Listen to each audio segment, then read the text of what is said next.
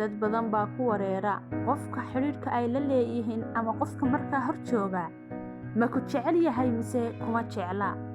Si aad u ogaato qofku inuu ku jecel yahay in kale, waxa ugu muhiimsan waa inaad isha ku haysaa dhaqdhaqaaqyadiisa jidheed iyo tilmaamaha dareen ee uu bixinayo, jirkiisa xubnaha dhaqdhaqaaqaya iyo wejigiisa.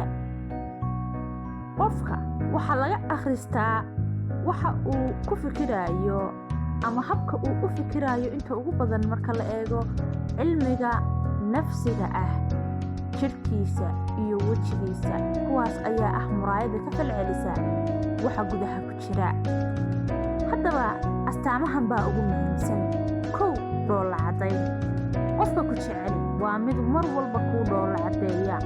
Dhoolla caddaynta beenta ahi in yar bay ku tagtaa, laakiin qofka ku jecel ee qalbiga kaa raba waa mid mar walba kuu dhoolla caddaynaya. Qodobka 2 waa istaagga, masaafada ama cabirka qofku uu kuu istaagayo. Dabcan qofka ku jecel waa mid mar walba agtaada ka dhow oo agtaada istaagaya, kaamana dheeraanayo. Qodobka 3 waa isu soo dhawaanshaha. Qofka ku jecel wuu kugu soo dhawaanayaa si uu u ogaado xaaladaada, waxaad dareemaysid, waxaad u baahan tahay iyo wax kasta oo aad markaa ku sugan tahay, mana istaagayo meel kaa dheer.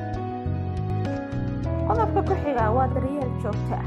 Qofka ku jecel waxa uu jecel yahay mar walba inuu ku daryeelo, mana ismoogaysiinayo dhibaatooyinka adiga ku soo gaadha.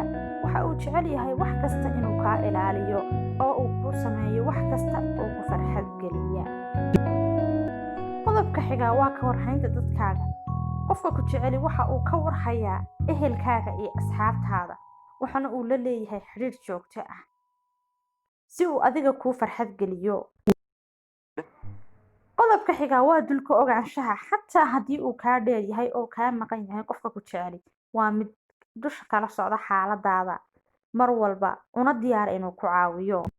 Qodobka u dambeeya waa fulinta dalabaadkaaga. Qofka ku jecel waxa uu mar walba isku dayaa inuu waxaad ka dalbato kuu sameeyo, xataa dalabkaagaas haddii uu yahay mid culus. Waxa uu mar walba u hawlgalaa sidii uu kuugu rumayn lahaa waxa aad jeceshahay.